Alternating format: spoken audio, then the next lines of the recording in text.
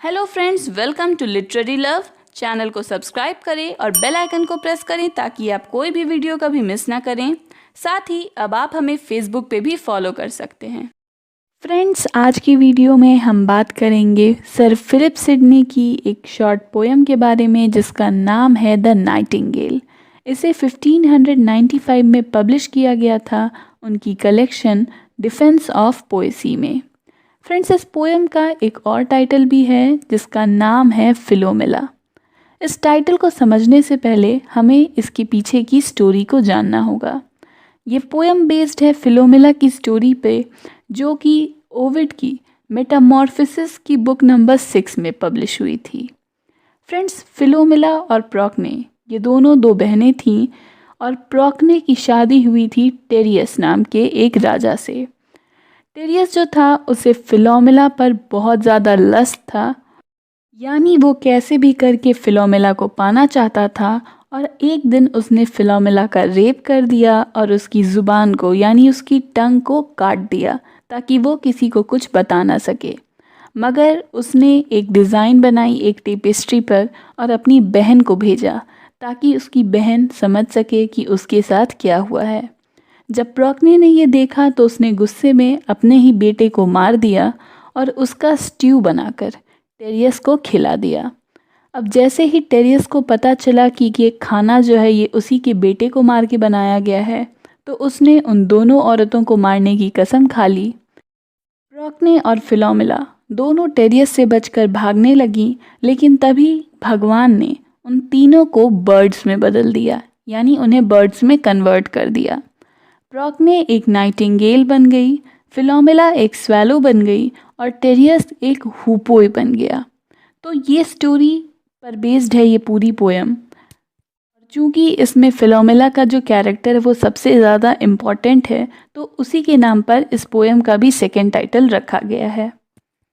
Friends, ये poem 24 lines की है जो कि 2 स्टैंजाज में बांटी गई है। 12 लाइन्स की 2 स्टैंजाज में बांटी गई है और हर स्टैंजा की राइमिंग स्कीम है AB CD EE FF।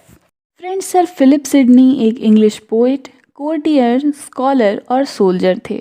उनका जन्म हुआ था 30 नवंबर 1554 में और उनकी डेथ हुई थी 17 अक्टूबर 1586 में। वो एलिजाबेथन एज के बहुत ही इम्पॉर्टेंट पोइट रह चुके हैं और उनकी फेमस वर्क्स में Astrophel and Stella, the defence of poesy and the countess of Pembroke's Arcadia ये सभी शामिल हैं। तो चलिए फ्रेंड्स, अब पोएम पर आते हैं और इसे लाइन बाय लाइन रीड कर समझने की कोशिश करते हैं। The nightingale as soon as April bringeth unto her rested sense a perfect waking।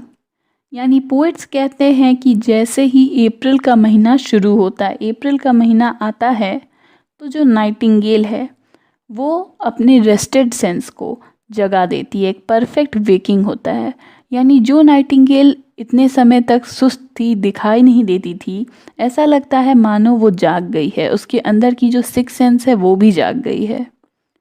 While late bare earth, proud of new clothing springeth। जबकि जो पुराना अर्थ है जो कि बेयर है, बेयर का मतलब है कि उस समय घास जो होती है, जो पेड़ पौधे होते हैं वो सूख जाते हैं, लेकिन अप्रैल के महीने के साथ ही स्प्रिंग का मौसम शुरू हो जाता है और चारों तरफ क्या होती है, हरियाली छा जाती है। ये हरियाली एक नई क्लोथिंग की तरह है जो पूरे अर्थ को कवर कर देती है। Sing out her woes a thorn her song book making. तो ये नाइटिंगेल जो है ये क्या करती है, ये गाने गाती है और इस गाने में ये अपने वोज को, अपने परेशानियों को, अपने दुख को गाती है। वो परेशानियाँ जो उसके सॉन्ग बुक में एक कांटे की तरह चुभे हुए हैं और उन्हीं से उसकी ये सॉन्ग बनी हुई है। यानी उसकी पूरी सॉन्ग सिर्फ उसके दुखों के बारे में है, वो अपने दुख के बारे में ही गाती है और स्प्रिंग आते ही वो गाना गाना शुरू कर देती है। एंड मोर्नफुली बिवेलिंग, और दुखी होकर, मोर्नफुली यानी दुखी होकर वो ज़ोरों ज़ोरों से चिल्ला चिल्ला कर गाती है। बिवेलिंग का मतलब यहाँ पर हुआ ज़ोरों से चिल्लाना, तो नाइटिंगेल ज़ोरों से चिल्लाकर अपना दुख गाती है। हर थोट इन ट्यून्स एक्सप्रेसिथ, यानी उसके गले से, उसके कंठ से हम कहें तो ट्यून्स निकलते हैं, म्यूज़िक निकलता है जो उसकी फीलिंग्स को एक्सप्रेस करते हैं। जो भी उसके अंदर इमोशंस हैं वो उन ट्यून्स में एक्सप्रेस हो जाते हैं। What grief her breast oppresseth, और वो ग्रीफ क्या है, तो जो उसके ब्रेस्ट में, कि उसके सीने में दबे हुए हैं, जो सभी परेशानियां, जो सभी दुख उसके सीने में दबे हुए हैं, वो अपने गाने को गाकर उन सभी दुखों को बाहर निकालती है।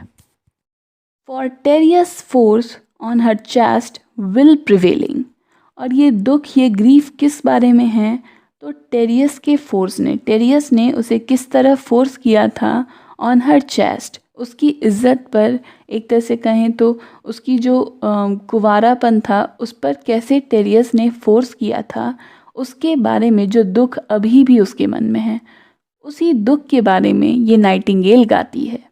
अभी भी अपने दुख को, जो उसके साथ कितने साल पहले पास्ट में हुआ था, उसी दुख को वो गा गा कर सबको जाहिर करती है। ओ फिलोमिला fair, O take some gladness. अब पोएट जो है वो डायरेक्टली फिलोमिला को एड्रेस करते हैं कि डियर फिलोमिला, एक काम करो, थोड़ी खुशी ले लो, कुछ ग्लैडनेस ले लो, खुशी ले लो। That here is just a cause of painful sadness, जो कि एक कारण है तुम्हारे इस बेकार से, इस सिंपल से दुख का, क्योंकि तुम खुशी नहीं होना चाहती हो, तुम अपने अंदर खुशियाँ लेती ही नहीं हो, हमेशा उदास होकर चिल्लाती रहती हो, तो तुम एक काम करो, तुम थोड़ी खुशियाँ ले लो। यानी एक तरह से कहें तो पोएट जो है वो कह रहे हैं कि फिलोमिला जो है, जो नाइटिंगेल है, वो बिना वजह ही हमेशा उदास रहती है, चिल्लाती रहती है, उसके दुखी होने का उतना कारण नहीं है, वो बस खुशियों को एक्सेप्ट नहीं करती है। दाइन अर्थ नाउ स्प्रिंग्स माइन फेडेथ, यानी स्प्रिंग का मौसम आ गया और तुम्हारा जो ये अर्थ है ये अब स्प्रिंग में खिल रहा है, लेकिन मेरा जो है वो धीरे धीरे फेड कर रहा है। यानी तुम्हारे लिए मौसम अच्छा हो रहा है, टाइम अच्छा हो रहा है, लेकिन मेरा टाइम ख़राब हो रहा है, मैं तुमसे भी ज़्यादा दुखी हूँ, इसलिए तुम एक काम करो, तुम थोड़ा खुश हो जाओ। Thy thorn without my thorn my heart invadeth, यानी अब तुम्हारे सीने से जो थॉर्न है वो निकल चुका है, क्योंकि तुम अपने दुखों के बारे में सभी को बता सकती हो, लेकिन मेरे सीने में जो थॉर्न है, जो कांटा चुभा है, वो अभी भी वहीं है, वो बाहर नहीं निकला है। यानी एक तरह से कहें तो पोएट कह रहा है कि मैं तुमसे ज़्यादा तकलीफ़ में हूँ, इसलिए तुम अपना दुख का रोना बंद करो, तुम उदास नहीं हो, मुझे उदास होना चाहिए। Alas she hath no other cause of anguish but Tereus love. अब पोएट यहाँ कहते हैं कि जो फिलोमिला है उसके पास दुखी होने का कोई कारण नहीं है, एंग्विश यानी दुखी होने का, सैड होने का कोई कारण नहीं है सिवाय टेरियस के लव के, यानी टेरियस को उससे प्यार हो गया, टेरियस ने उसे पसंद कर लिया। इसके अलावा आखिर उसके पास क्या कारण है कि वो उदास होए।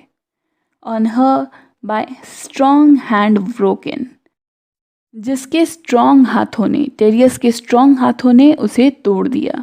सिर्फ यही एक कारण है जिसके कारण वो दुखी हो सकती है। टेरियस ने उसके साथ ज़बरदस्ती की, उसका रेप किया, लेकिन और कोई रीज़न नहीं है उसके पास दुखी होने का।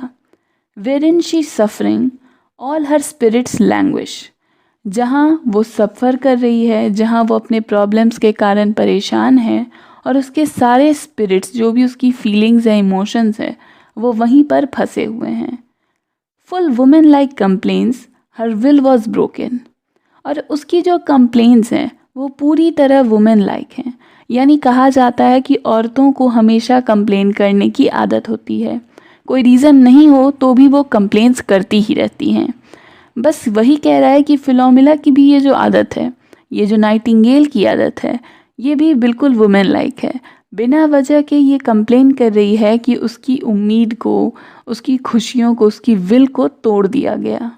But I who daily craving cannot have to content me, मगर उसकी बात हटाओ, मैं जो हर दिन चाहता है, हर दिन क्रेव करता है, चाहता है कि उसे खुशियाँ मिले, लेकिन उसके पास कोई ऐसा रीज़न नहीं है कि वो खुश हो सके।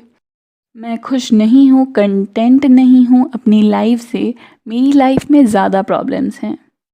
Have more cause to lament me, यानी मेरी लाइफ में, मेरी ज़िंदगी में ज़्यादा प्रॉब्लम्स हैं जिसके कारण मुझे दुखी होना चाहिए, लैमेंट करना चाहिए, यानी रो रो कर अपनी परेशानियां दूसरों को बतानी चाहिए। लेकिन मैं ऐसा नहीं कर रहा हूँ। ऐसा कौन कर रहा है? तो वो नाइटिंगेल कर रही है, जिसकी लाइफ में सिर्फ एक ही प्रॉब्लम था कि टेरियस को उससे प्यार हो गया, टेरियस ने उसे पसंद कर लिया। इसी के कारण उसकी लाइफ में एक प्रॉब्लम है, लेकिन मेरी लाइफ में बहुत ज़्यादा प्रॉब्लम्स हैं। सिंस वॉन्टिंग इज़ मोर वो देन टू मच हैविंग। इस लाइन को ठीक से समझिएगा फ्रेंड्स। पोएट कहते हैं कि वॉन्टिंग जो है उसमें ज़्यादा दुख है। किसी चीज़ को चाहना, किसी चीज़ की कमी होना और उसे चाहना, इस बात में ज़्यादा दुख है किसके मुकाबले? दैन टू मच हैविंग, कि कोई चीज़ बहुत ज़्यादा है। यानी अगर आपके पास कोई चीज़ बहुत ज़्यादा है तो आप उतने दुखी नहीं होंगे जितना आप ये सोचकर होंगे कि आपके पास किसी चीज़ की कमी है। यानी पोएट कह रहे हैं कि फिलोमिना को, कि टेरियस तुमसे प्यार करता था, बहुत ज़्यादा प्यार करता था, मुझे पता है कुछ ज़्यादा ही हो गया तो उसका प्यार तुम्हारे लिए, लेकिन फिर भी तुम्हारे पास ज़्यादा है, लेकिन है तो सही, मेरे पास तो प्यार ही नहीं है, मुझे कोई नहीं चाहता और मैं प्यार को क्रेव कर रहा हूँ, मैं प्यार पाना चाहता हूँ, इसलिए मेरा दुख तुमसे ज़्यादा बड़ा है। O Philomela fair, O take some gladness, यानी डियर फिलोमिना, कुछ खुशियाँ ले लो। That here is just a cause of painful sadness, क्योंकि यहाँ पर बस थोड़ा सा ही, सिर्फ एक ही कॉज है जो तुम्हारी सैडनेस का है, सिर्फ एक ही चीज़ के कारण तुम दुखी हो। दाइन अर्थ नाउ स्प्रिंग इज माइन फेडेथ, और तुम्हारे इस धरती पर, तुम्हारी ज़िंदगी में अब स्प्रिंग का मौसम छा गया है, अब हरियाली छा गई है, लेकिन मेरे मौसम में, मेरी दुनिया में धीरे धीरे अंधेरा छा रहा है, वो धीरे धीरे फेड हो रहा है। Thy thorn without my thorn my heart invadeth, यानी तुम्हारा थॉर्न जो था, जो तुम्हारे सीने में था, वो तो अब निकल चुका है, तुम बिना थॉर्न के हो, लेकिन मेरे सीने में जो थॉर्न है, जो कांटा है, वो अभी भी वहीं घुसा पड़ा है और मैं तुमसे ज़्यादा तकलीफ़ में हूँ। इसलिए अपने दुख का रोना बंद करो, मैं तुमसे ज़्यादा तकलीफ़ में हूँ, तुम अब खुश होना सीख लो। और यहीं पर फ्रेंड्स ये पोएम ख़त्म हो जाती है। इस पोएम में बहुत सारी इमोशंस को दिखाया गया है, किस तरह पोएट नाइटिंगेल से जेलस है, साथ ही वो अपनी लाइफ से सैड है, खुश नहीं है अपनी लाइफ में, कंटेंट नहीं है, और कहता है कि नाइटिंगेल के पास उससे बहुत ज़्यादा है, क्योंकि वो अपने दुख को दूसरों को बता सकती है, लेकिन वो ऐसा नहीं कर सकता।